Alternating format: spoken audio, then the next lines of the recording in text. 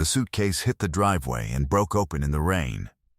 2 small backpacks followed it, one purple, one green, thrown from the porch of a house with white columns and a brass door knocker shaped like a fox. A 6-year-old girl picked her backpack up out of a puddle and held it against her chest. Her twin brother stood beside her and did not cry, because he had decided that morning, privately, the way 6-year-olds decide things, that he wasn't going to. At the top of the steps, Eleanor Ashford pulled her cardigan tight against the November cold and looked down at the man standing in the rain beside his children. "Sarah was the best of us," she said. "You were the worst thing that ever happened to her. I want you off this property by dark." The man said nothing. He was a United States Marine, and he had learned a long time ago that some fights are not won with words. He picked up the broken suitcase and carried it to a gray pickup truck where a German shepherd sat motionless in the back seat, watching the porch. Nobody in the rain that day knew about the $200 million. Not the woman in the cardigan, not her husband watching from the window, not even the Marine. But the letter was already there. It had been riding in the back of that truck for 6 weeks, zipped inside a pouch no one had opened. And the only living soul who knew it existed weighed 85 pounds and could not speak. Before we continue, tell us where you're watching from in the comments below. If this story moves you, please subscribe and follow it until the very end, because what this dog does is something no one in that county will ever forget. We read every single comment. Staff Sergeant Jacob Sullivan, United States Marine Corps, retired, was 38 years old and built the way men get built when the building is done by work instead of mirrors. 6'1", broad through the shoulders, dark hair cut short out of habit rather than regulation. 4 days of beard he no longer had a reason to shave. There was a faint white line above his left eyebrow and a tremor in his left hand that showed up when he was tired, which was most of the time now. His eyes were a flat winter gray, quiet and level, the eyes of a man who counted exits without meaning to, who noticed hands and voices and distances, and who had looked at difficult things and refused to look away. He was not a hard man. Life had simply sanded down the parts of him that used to speak first. Jake had done 3 deployments as a military working dog handler, 2 in Helmand Province, Marja and Sanjan, and 1 in Al Anbar. In Sangin, an eye took the hearing in his left ear for a day and a half, put the tremor in his hand, and ended his career with a medical separation he never argued about. He was capable of ending most conversations in most rooms. He had spent his whole life choosing not to. 14 months ago, his wife Sarah had hydroplaned on Route 29 on a rainy September night. And since then, Jake Sullivan had been running the only mission he had left: overnight security shifts at a warehouse in Fredericksburg, school drop-off at 7:40, and 2 children who still reached for his hand in parking lots. The dog in the back seat was Valor. Valor was a 9-year-old German shepherd, 85 pounds, black and tan with a dark saddle running the length of his spine and a muzzle just starting to go silver. His right ear carried a notch from the same Sangin morning that took Jake's hearing, and under the fur of his left shoulder ran a scar like a seam of white thread. He had spent 4 years finding explosives so that other people's sons could walk home, and when the Corps retired him, Jake fought 11 months of paperwork to bring him home, too. Valor moved with the clean, controlled economy of a dog who had learned the difference between noise and threat, and in 9 years he had never once reacted to something that turned out to be nothing. He was not a pet. He was routine, warning system, witness, and in the lonelier corners of the last 14 months. The closest thing to another adult in Jake's house. Fauquier County, Virginia, is horse country, white fences, old money. Oak trees that were old when the money was new. In late November, the fields go the color of brass. The cold comes down off the Blue Ridge with a bite that makes every breath visible, and the towns smell like wood smoke and wet leaves. It is beautiful country. It is also country where certain family names open doors, close doors, and decide, quietly, which people belong on which side of them. The Ashfords were one of those names. Richard Ashford, 66, had built Ashford Development into half the shopping centers along the Route 29 corridor. His name was on the east wing of the county hospital and the tennis pavilion at the club. His attorney, Carter Boyle, had not lost a custody matter in this county in 20 years, and Richard enjoyed saying so at dinner parties. In this county, he told Jake once, over a scotch he did not offer to share, "Things have a way of going the way I need them to go. Ask anyone who's ever bet against me." Eleanor Ashford, 63, chaired the garden club and 2 charity galas, dusted her dead daughter's riding ribbons every Sunday, and had spent 9 years referring to her son-in-law, in company, as Sarah's situation. When their daughter married an enlisted Marine and his retired bomb dog instead of any of the Boyle or Whitmore boys she had grown up beside, Eleanor did not raise her voice. She simply began a long, patient war of small cruelties, and, after the funeral, when her grief needed somewhere to live, she gave it Jake's name. The twins had moved into the Ashfords' guest cottage after Sarah died because Eleanor had insisted, for the children, for stability, and for 14 months Jake had paid for that stability by being treated like staff. Then, the morning after Thanksgiving, over an untouched plate of leftovers, Richard informed him that the arrangement had run its course. Emma and Eli Sullivan were 6. Emma read to Valor every night from a library book, one finger under each word, and kept a photograph of her mother in a pencil box that no one else was allowed to touch. Eli folded his own shirts with the corners squared, the way his father had taught him, and had lately begun checking the door locks at night, quietly, believing no one noticed. They did not cry in front of people. They had already tried, in their small, ferocious way, to handle this alone. That was who Eleanor Ashford put out in the rain.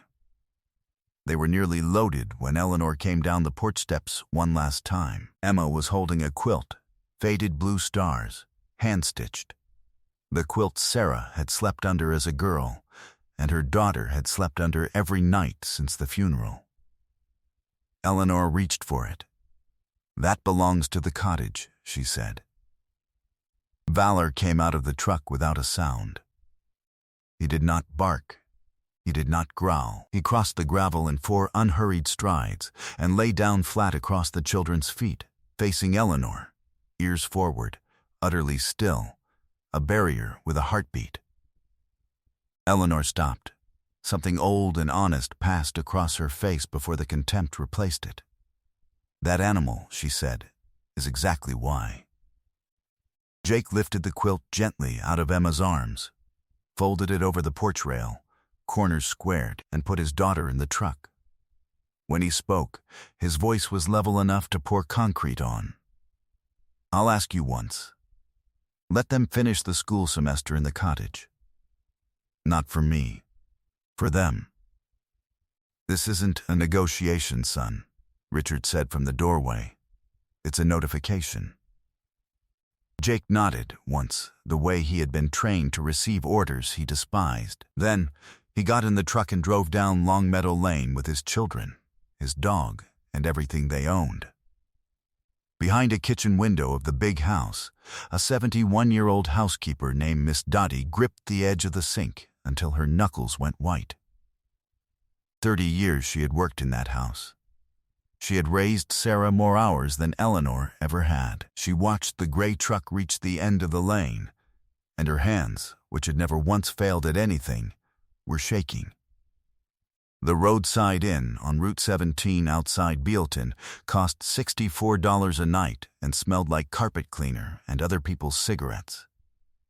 Jake took the room farthest from the highway, worked his warehouse shifts from 11 to 7, slept in pieces, and never once missed the 7:40 drop-off, even though the school was now 40 minutes away. Emma read to Valor. Eli squared his shirt corners on the motel dresser.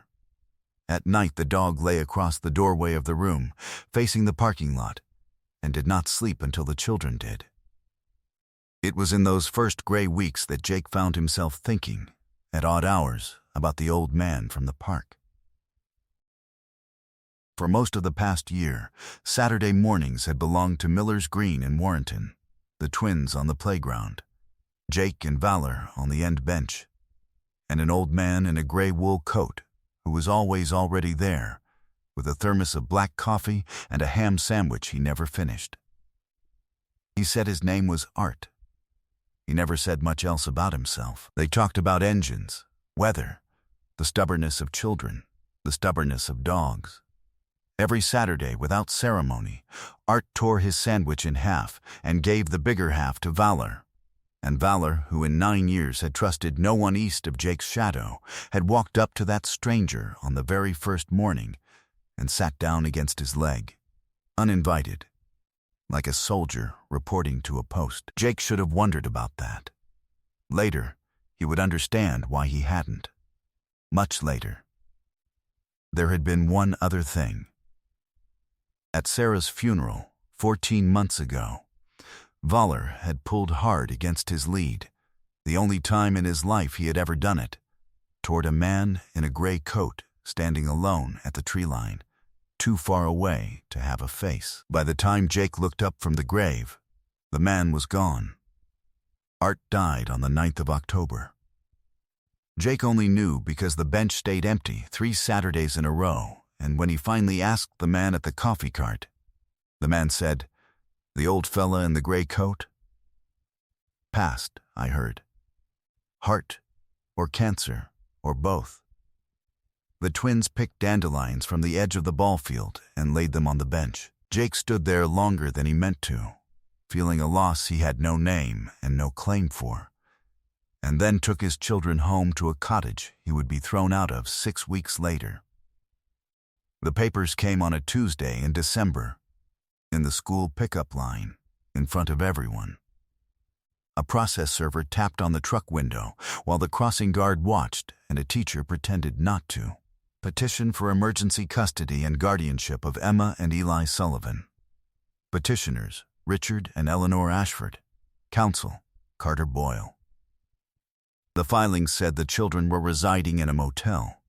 It said the father worked nights and left them with inadequate supervision, a 19-year-old sitter named Grace who did her community college homework at the motel desk and had never once been late. It said the father suffered from untreated combat-related conditions. It said the children were living in close quarters with a military-trained attack animal. That was the sentence Jake read twice. 2 days later, Eleanor asked to meet him at a diner in Warrenton, ordered nothing, and slid an envelope across the table. Inside was a cashier's check for $50,000. "Relocation assistance," she said. "Sign the guardianship. Take some time to get yourself together. And see them at Christmas and birthdays. Be reasonable, Jacob. For once in your life, be reasonable." Jake looked at the check for a long moment. Then he slid it back across the table, stood, and put $2 beside his untouched coffee. "My kids aren't a line item," he said, and walked out into the cold. What he did not know, what he could not have known, was that 90 miles away, in a law office on Main Street in Richmond, a man named Samuel Bell was standing at a window with a file 8 months thick, looking at 6 certified envelopes spread across his desk. 6 letters, sent between September and November, to Jacob T. Sullivan, Guest Cottage, 4 Longmeadow Lane, Warrenton, Virginia. All 6 had come back stamped the same way. Refused.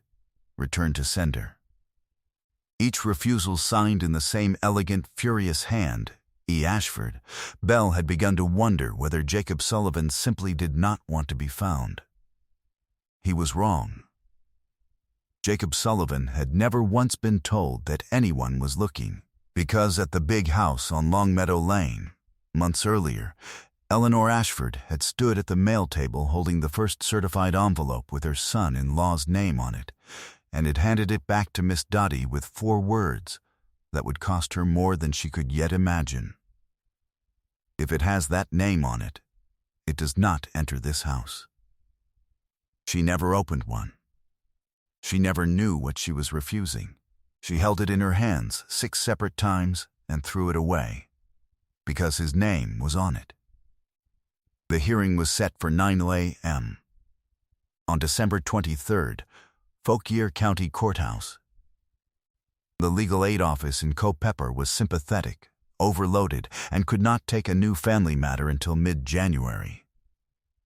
Boyle had filed on an emergency basis for a reason. Jake ran the numbers on the motel notepad the way he had once run patrol routes. 11 days of room left in the checking account. 4 shifts of pay coming. A truck making a sound trucks should not make. And no attorney. Across the table at the petitioner's side there would be 40 years of money and a lawyer who had never lost. On the night of the 22nd, the first snow of the winter started coming down in slow, fat flakes, and Emma looked up from her library book with the question she had clearly been carrying for days. "Daddy, are we bad luck?" "No, baby," Jake said. "We're just in the hard part." He stayed until they were asleep, and then he did what he did on the nights when the walls got close. He went out and sat in the truck. The snow came down through the parking lot lights. His dress shirt for the morning hung pressed on the hook in the back, next to a folded square of black and tan fur and worn nylon, Valor's old service vest, retired the same day the dog was, riding in that truck for years as a bed, a blanket, a piece of who they both used to be. Jake put his hands on the wheel to keep the left one from shaking, and for the first time since the funeral, in the privacy of falling snow, Staff Sergeant Jacob Sullivan put his head down and came apart quietly, the way strong men do, without a sound. Valor rose from the back seat, leaned over the console, and pressed his head hard against Jake's chest. He held it there. He did not move. 85 pounds of witness, saying the only thing he had ever needed words for. And then he did something he had never done. He turned away. Valor went to the back seat, took the folded service vest in his teeth, and dragged it up front. He dropped it in Jake's lap. He nosed it once. Then he sat back and stared at Jake with total, locked intent. The stare from the old days.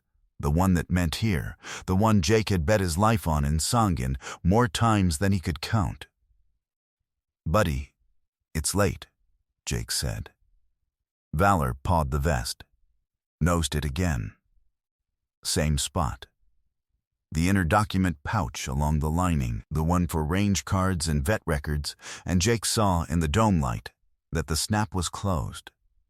Jake never closed that snap. 9 years of habit. He never closed it. His fingers weren't quite steady when he opened it. Inside was a single envelope, paper gone soft at the corners from 6 weeks of riding under a sleeping dog, and on the front, in a spidery, careful hand, "Jacob, when it's time." The letter was 3 pages. It was dated the last Saturday Jake ever saw the old man at Miller's Green. "My name is not Art. It is Arthur Whitfield. I built Whitfield Freight out of one truck, and I built a wall between myself and your mother Claire when she chose your father over my blessing. She had my stubbornness, and none of my cowardice. I have spent 40 years being too proud, then too ashamed, then too late. Your Sarah found me 2 springs ago, a shoebox of her mother-in-law's old letters and that girl's refusal to leave anything broken. She sat across from me and told me about you. She is the reason I moved to Warrenton. She is the reason I found the bench.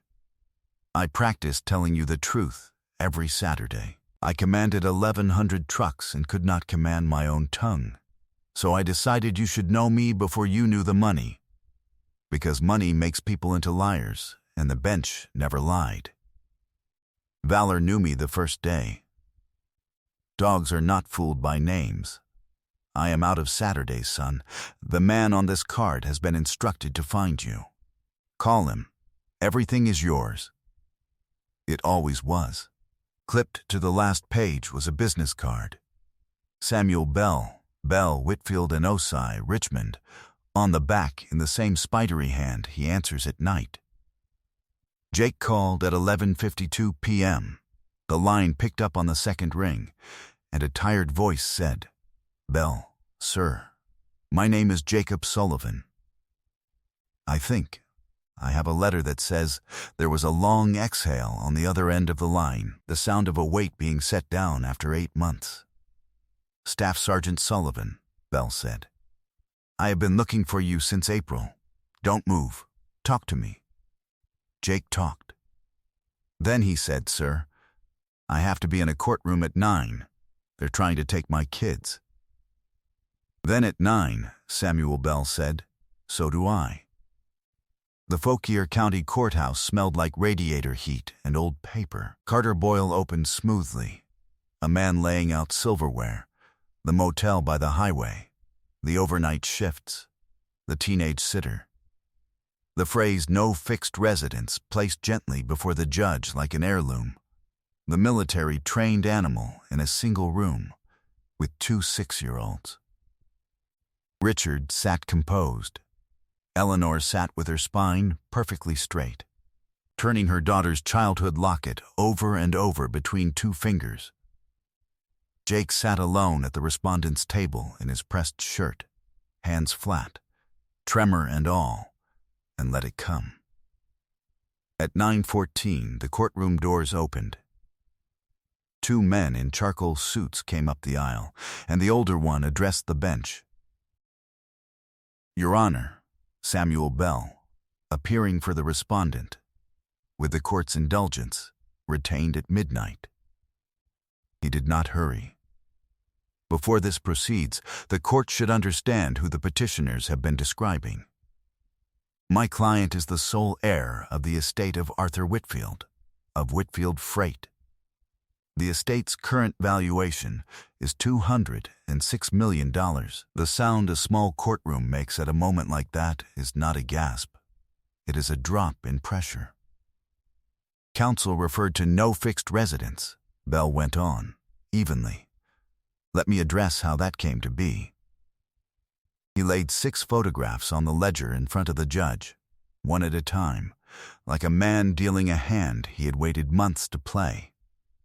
6 certified letters from my firm to Mr. Sullivan at his address of record, the petitioner's guest cottage. Each one refused, each refusal signed by the petitioner, Eleanor Ashford. He paused. She held $200 million in her hands, Your Honor, 6 times.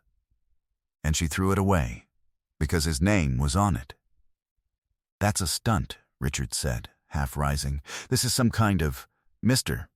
Ashford," the judge said. And that was all it took. Eleanor had gone very still. Her lips moved before her voice did. "What was in them?" she said, to no one, to the locket. I didn't know what was in them." "No, ma'am," Bell said quietly. "That is precisely the point." Boyle asked for a brief recess, conferred with his clients in a whisper that went nowhere, then informed the court that the petitioners wished to withdraw the petition. Judge Harmon denied him even that mercy, dismissed with prejudice, and appended, for the record, one sentence that the back row would repeat around the county for years. The only party in this courtroom who ever removed a roof from these children's heads is seated at the petitioner's table. Jake stood when it was over. He did not smile. He looked at the 2 people who had thrown his children's backpacks into the rain, and when he spoke, his voice was the same level voice from the driveway.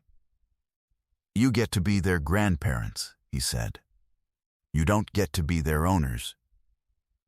Then Bell, closing his briefcase, added the last of it, almost gently. For the record, Mrs. Ashford, the codicil to Mr. Whitfield's will contains a bequest note. It reads, "To the memory of Sarah Sullivan, who found an old man everyone else had given up on and gave him back his family." He clicked the case shut. "Your daughter built the bridge, ma'am. You were burning it from the other side." Eleanor Ashford, 63 years old, chair of 2 galas, put both hands over her mouth, and in front of the county she had ruled for 40 years. She wept. On the courthouse steps, in the cold December sun, she came toward the twins with her arms half lifted and no idea what to do with them.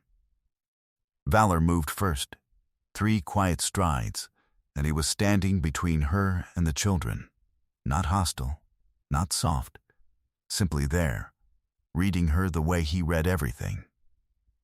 Eleanor stopped. She looked at the dog for a long moment, and the dog looked back, and whatever examination was being conducted, she understood she had not yet passed it. "Not today," Jake said. It was not cruel. It was a door left unlocked, but closed. By the following June, there was a white farmhouse on 40 acres outside Sperryville, with the Blue Ridge stacked up blue and soft behind it, and a tire swing in the oak out front. Emma read to Valor on the porch steps, one finger under each word. Eli had a workbench, scaled down, corners squared. Valor spent his mornings trotting the fence line like a sergeant inspecting a perimeter, and his afternoons chasing barn swallows he had no intention of catching, barking with a joy he had waited 9 years to be assigned. In Warrenton, a small brass plaque now sat on the end bench at Miller's Green, for Art, who always shared the sandwich. The accounting came out the way accounting should. The petition was dismissed with prejudice, and Carter Boyle no longer represented the Ashfords, or returned their calls.